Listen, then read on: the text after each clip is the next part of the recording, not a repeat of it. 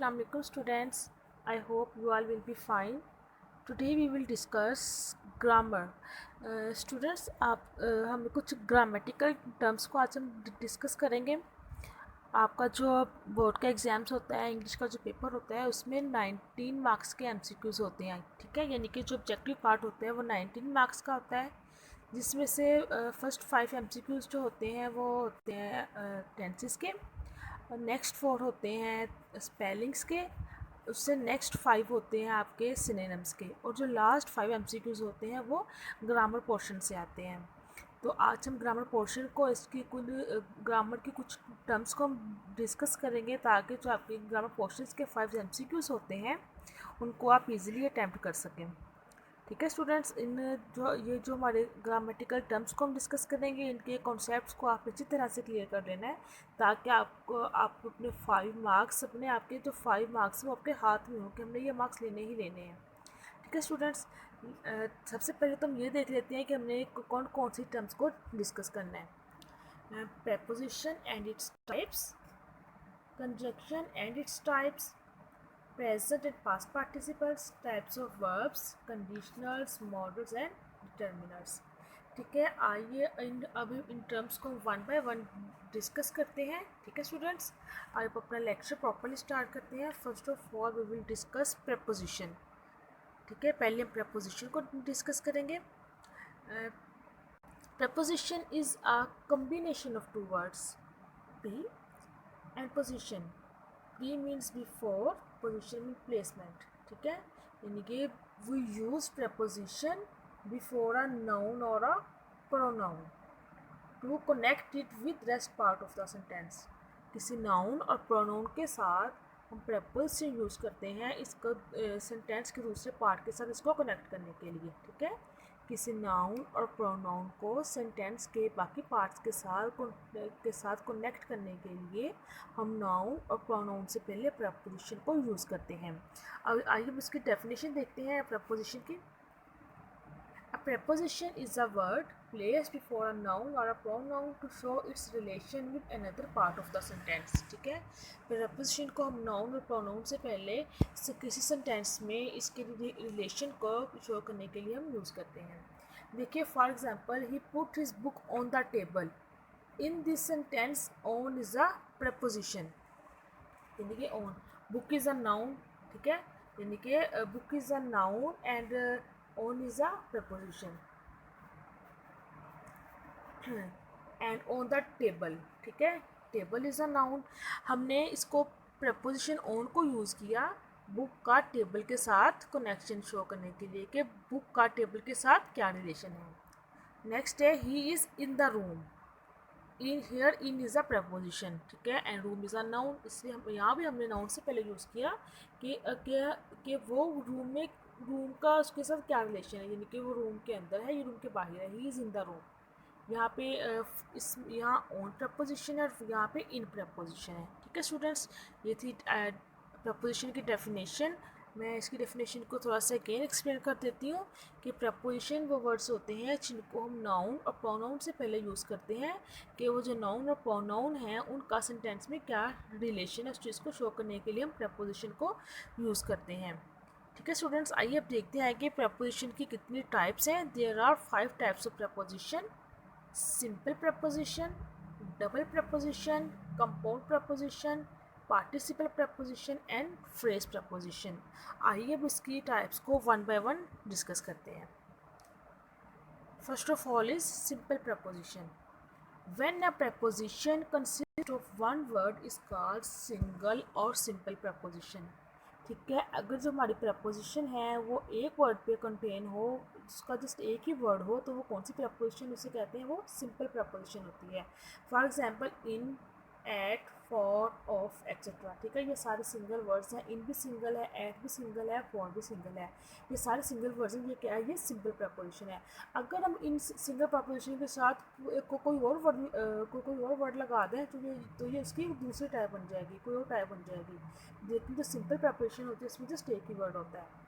Next है double preposition. When a preposition consists of more than one word it is called double preposition. ठीक है, अगर किसी preposition में एक से ज़्यादा words हों, टू words हों, तो उसे हम कहते हैं double preposition.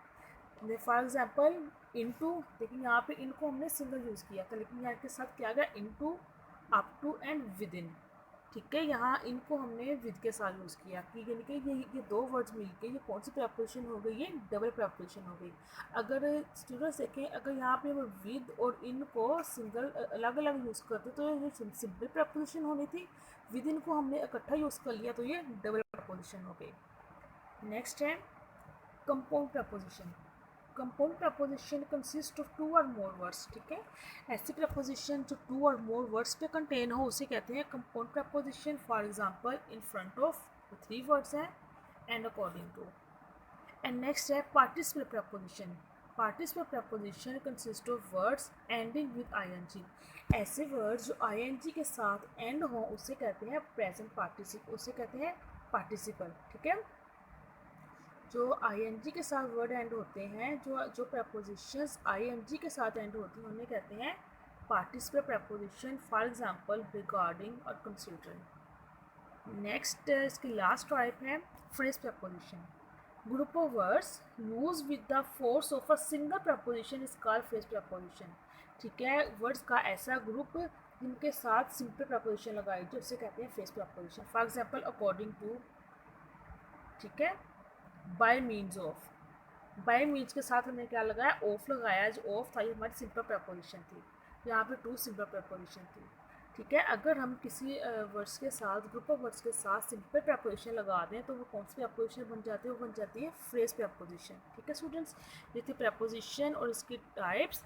नेक्स्ट जो हमारी टर्म है वो है कंजंक्शंस. ठीक है, अब कंजंक्शन की डेफिनेशन को और इसकी टाइप्स को डिस्कस करेंगे. First of all, इसकी definition. A conjunction is a word that joins two nouns, phrases और sentences. Conjunction एक ऐसा word होता है जो कि टू यानी कि nouns को, phrases को और sentences को जो जोड़ता है. देखें फॉर एग्जाम्पल से आपको अच्छी तरह से इसकी अंडरस्टैंडिंग हो जाएगी. Ali and Ahmad are best friends. यहाँ पे जो एंड है ये कंजंक्शन है. अली और अहमद क्या है, नाउन है. इन दोनों, ये जो दोनों नाउन है इनको किसने मिलाया है, एंड में. ठीक है, देखिए आपने क्या कहा था, ये जो कंजंक्शन होती है ये टू नाउन्स को भी ज्वाइन करती है. Ali and Ahmad are best friends, यहाँ पे एंड के जरिए दोनों नाउन्स का बनाया गया, यहाँ पे एंड कंजंक्शन है. नेक्स्ट है I am thirsty but I don't have water. But, ठीक है, हमने क्या कहा था, ये दो सेंटेंसेस को भी जोड़ती है. आई एम थर्स्टी एक सेंटेंस बन गया, I don't have water the second sentence है. इन दोनों सेंटेंस को किसके साथ, इन दोनों सेंटेंस को, ये दोनों सेंटेंस किसके साथ कनेक्ट है, किसके साथ ज्वाइन है, बट के साथ. बट यहाँ पे क्या है, यहाँ पे बट कंजंक्शन है. ठीक है स्टूडेंट्स, फर्स्ट सेंटेंस में एंड कंजंक्शन है एंड सेकेंड में बट. ये है कंजंक्शन और उसकी डेफिनेशन. नेक्स्ट हम इसकी टाइप को डिस्कस करते हैं. There are three types of conjunctions: coordinative conjunction, subordinative conjunction and correlative conjunction. आइए अब इनको वन बाय वन डिस्कस करते हैं. Coordinative conjunctions. Coordinative conjunction join together clauses of equal rank.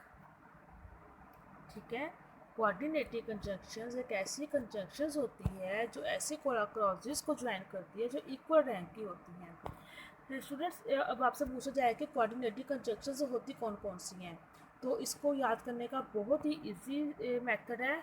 इसको आप याद कर सकते हैं इस तरीके से, फैन वॉइस. वो कैसे, ये देखें, फैन मीन फॉर. ठीक है, फॉर इज अ कंजंक्शन.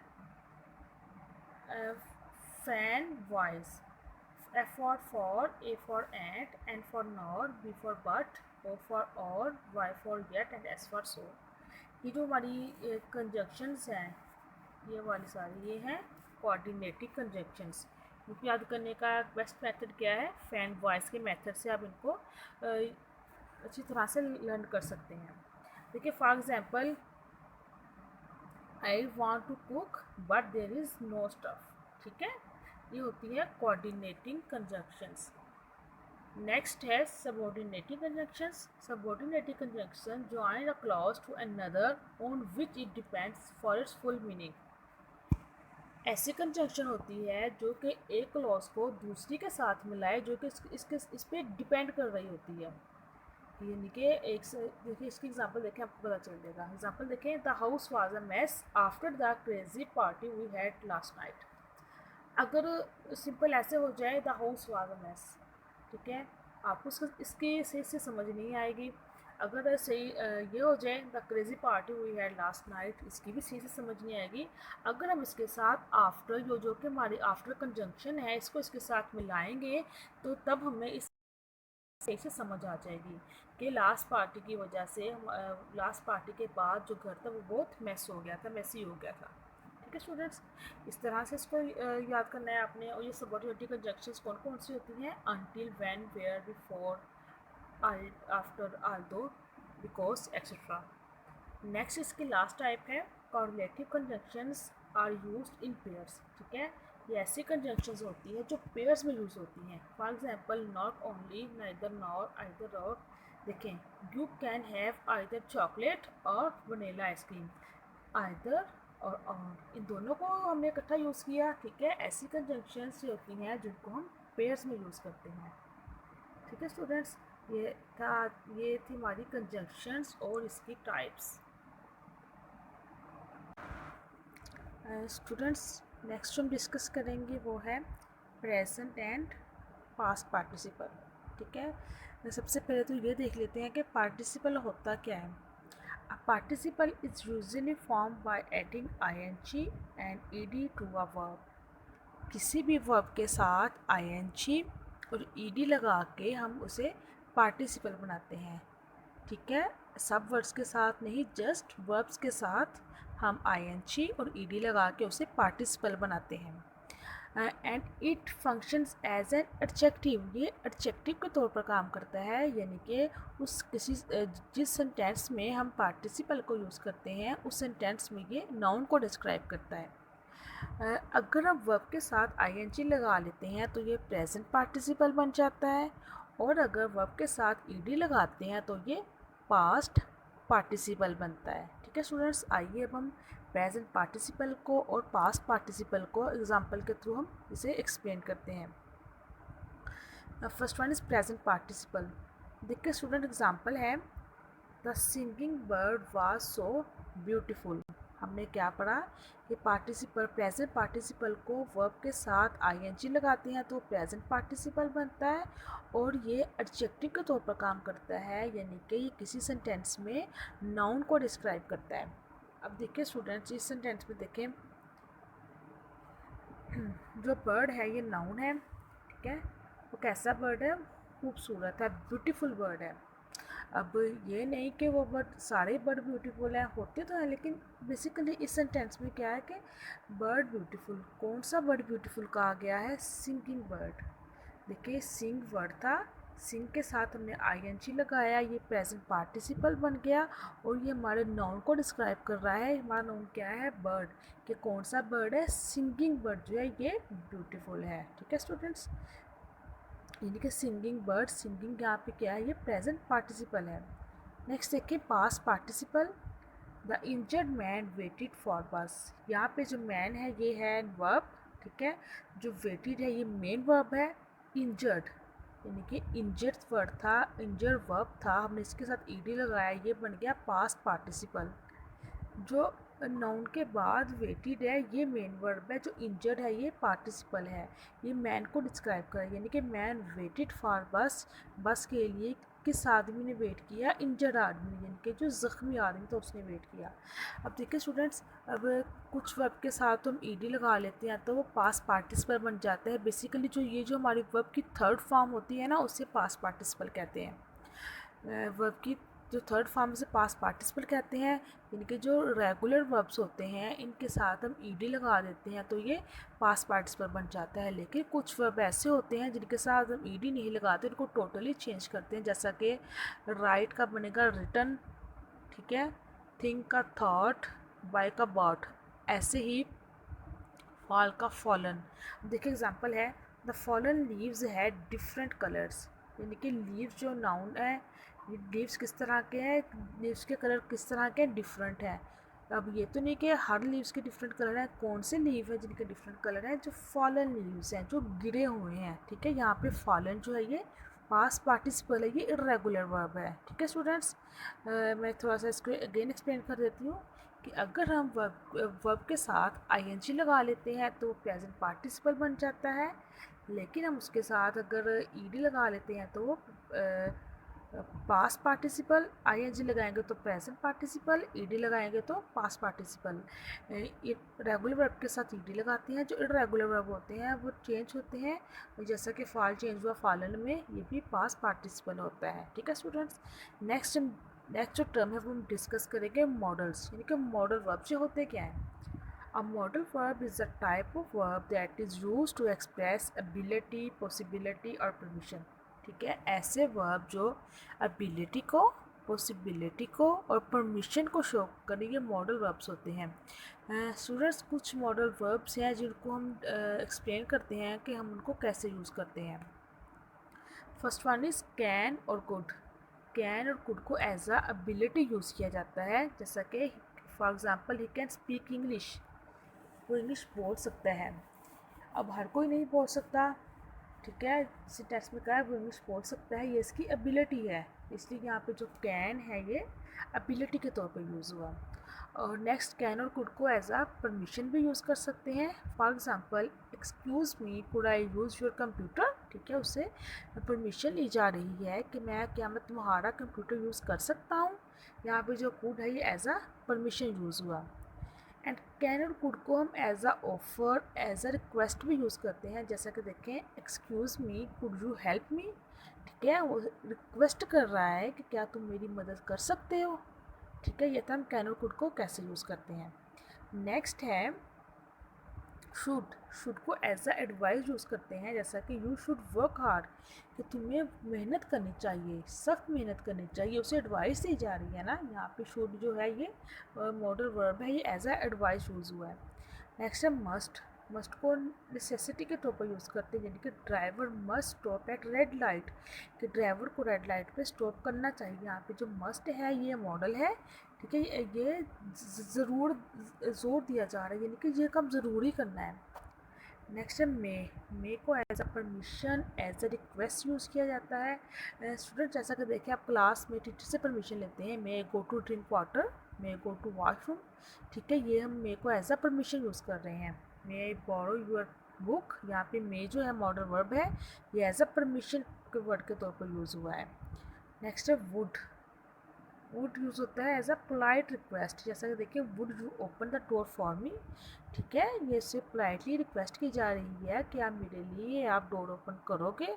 ऐसा नहीं कहा जा रहा कि ओपन द डोर, के दरवाज़ा खोलो, हुक्म नहीं दिया जा रहा, उससे रिक्वेस्ट की जा रही है, पोलाइटली रिक्वेस्ट की जा रही है कि आप मेरे लिए दरवाज़ा ओपन करोगे, दरवाज़ा खोलोगे, ठीक है।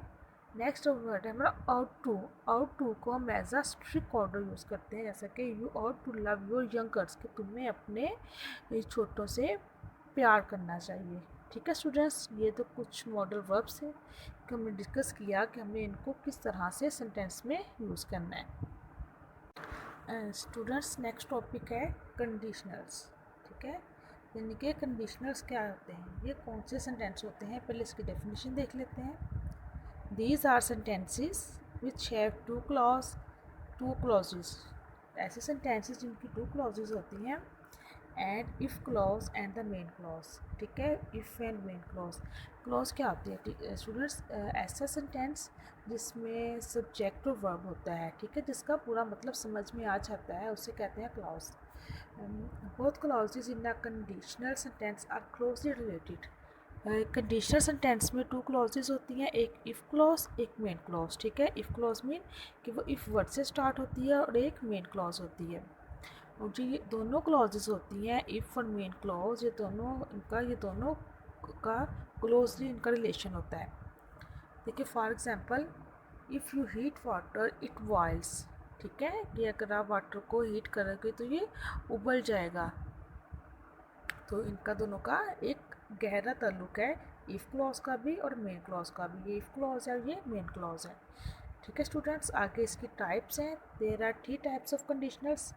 ज़ीरो कंडीशनल, ठीक है, first conditional, second conditional and third conditional. आइए अब वन बाय वन इनके टाइप को डिस्कस करते हैं।